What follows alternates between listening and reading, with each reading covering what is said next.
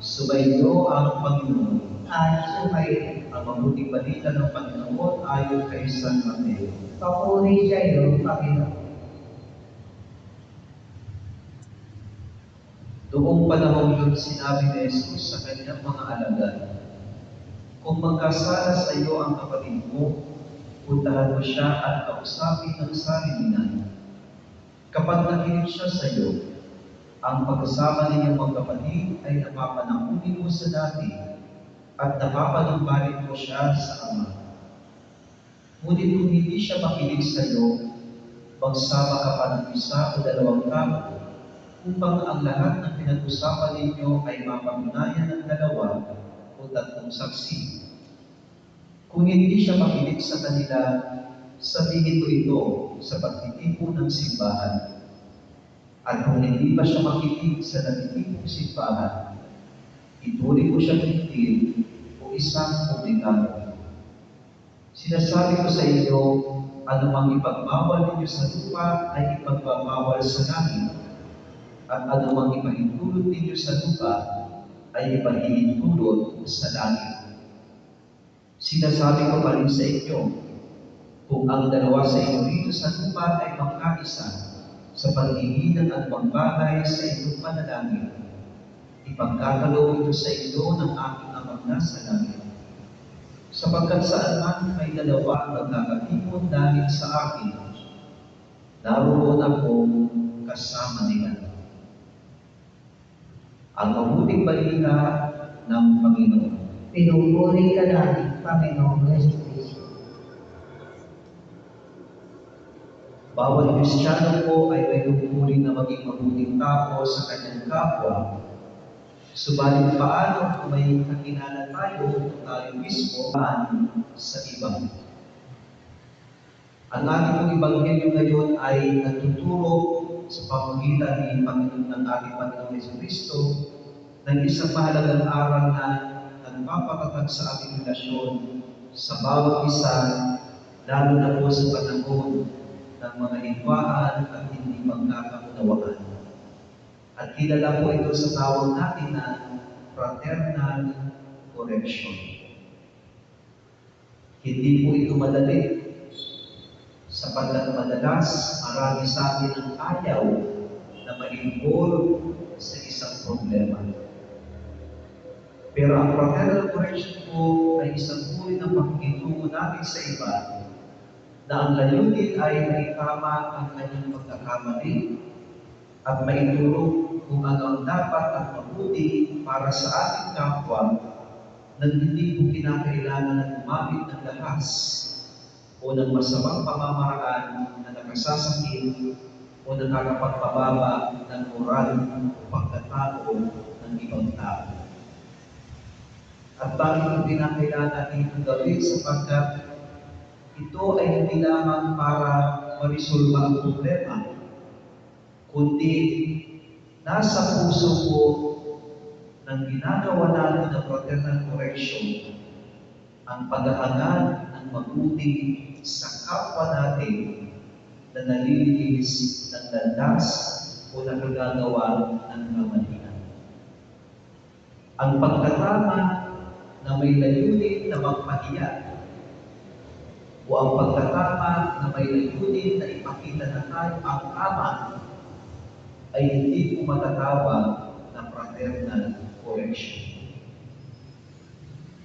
Kaya po, kapag may mga kasamahan tayo na nagkakamali, ang binabagay na surrender sa kasamahan. As much as possible, gawin natin ang lahat ng paraan para mapabuti ang ating kapwa.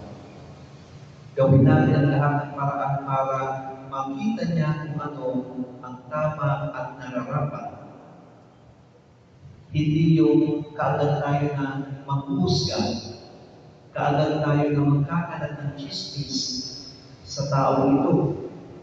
Kundi naman kaya ay sisiraan natin siya para mapalabas na tayo yung tama at siya ang masama. Mga kapatid, ang totoong Kristiyano ay nagsasagawa ng misyon ng simbahan na magkaisa ang ang lahat at mag-isahin ang lahat kay Kristo sa pamamagitan ng pagmamahalan natin sa bawat isa. Hindi po pwedeng parisumpa ang isang masama ng isa pang gawain na masama. Hindi natin pwedeng apulanin ang apoy sa pamamagitan rin ng isa pang apoy.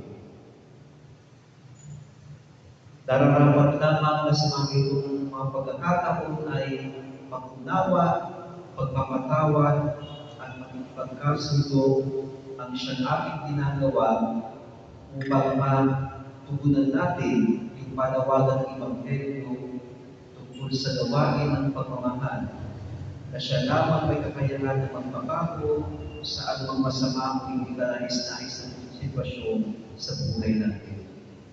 At paganda po na paalala sa atin sa Maximiliano Maria Kolbe sa gawain ito na hindi niya hinayaan na mabago ng kasamaan ang kanyang mabuting pag-ugali. Sa halip pinakita niya na ang kapulihan pa rin ang mananalig sa bandang muli sa kabila ng mga masasamang nangyayari sa ating paligid. Hiningin po natin ang biyaya ng pag-unawa, pagpapatawad at pag-ipagkasundo sa isang ito, lalo na po sa mga kapatid natin na nakakaranas ng kaluluhan at kalingaan sa mga panahon na ito. Amen. Okay.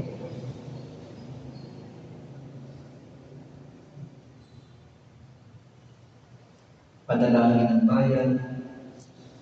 Sinabi na Jesus sa atin, dito sa lupa ay may dalawa sa inyo na nagkakaisa pagpili ng anuman. Gagawin ito para sa kanila ng aming Amang nasa langit. Kaya panalangin tayo ngayon sama-sama. Punurin daw kami ng iyong presensya, Panginoon.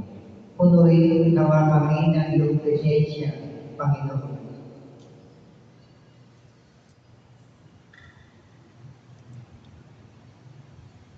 Ama, miyembro ng simbahan, naway maging malapit ang kalooban sa isa't isa at mamuhay sa kapayapaan at pagkakasunduan.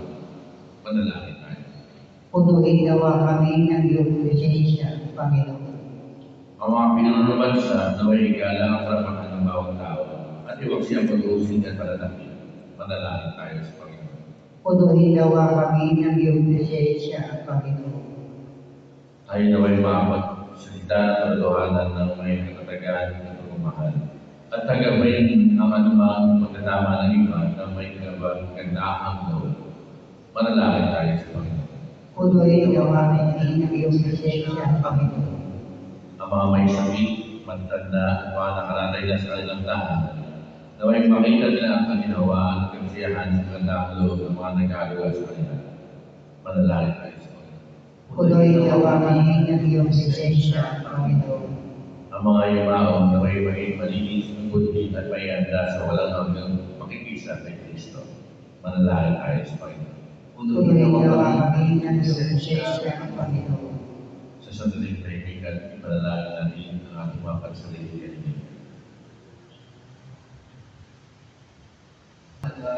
At sinabi, tanggapin din lahat ito at inumin. Ito ang alis ng aking dugo ng bago at walang hanggang. Ang aking dugo na ibubuhos para sa ito at para sa lahat, sa ikapagpapatawad ng mga kasalanan. Gawin niyo ito sa paglalaan sa akin.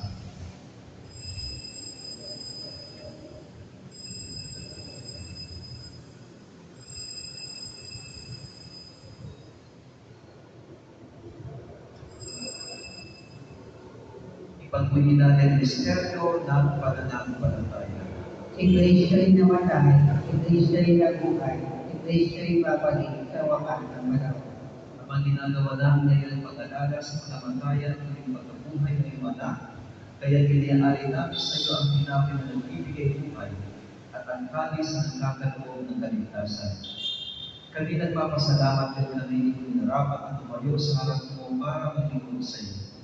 Isinasamo namin na kami pagsalo-salo sa katawan at tubo ni Kristo ay matutulad sa pagkakaisa sa sa pamamagitan ng Espiritu Santo.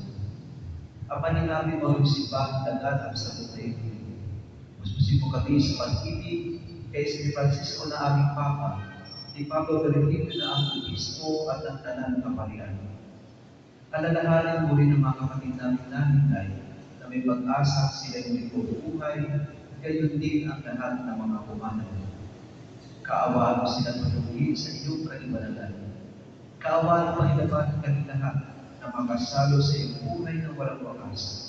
Kay sana mahal ka rin Maria din na ng Diyos, ni San Jose at kanyang puting esposo, kay sana maapostol at ng lahat ng mga banal na namuhay dito sa daigdig ng kaluluwa sa iyo. May pag-iwo na wala ng pagpupuri sa kararalan ito sa pamamagitan ng iyong anak at aming Panginoon, Yesu Cristo. Sa pamamagitan ni Cristo kasama niya at sa Kanya, ang lahat ng parangal at papuri ay sa iyo, Diyos namang makapangyarihan, kasama ng Espiritu Santo, magpasawalang hanggan. Amen.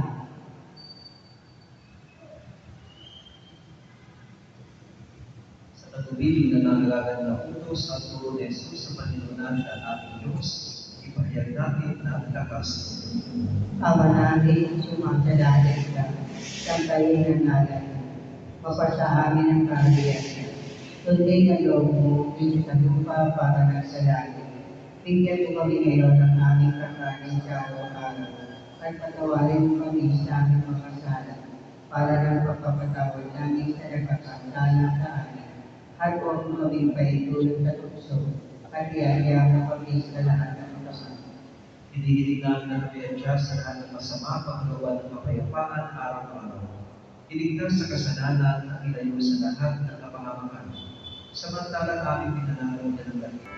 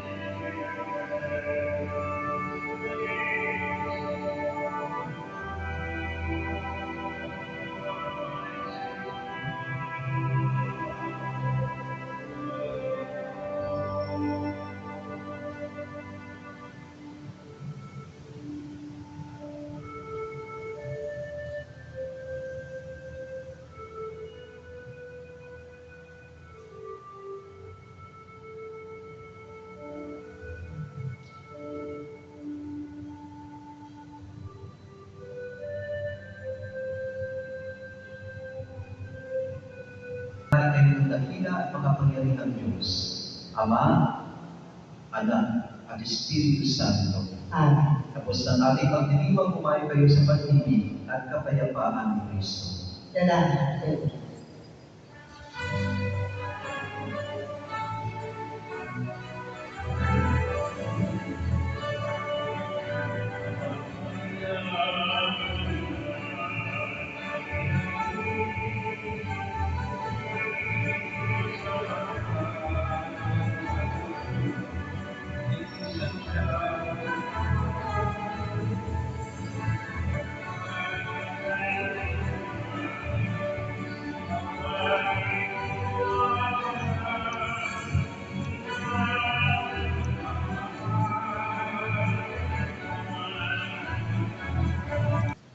Good morning, ladies and gentlemen. Please subscribe my YouTube channel, Cap TV. Thank you and God bless.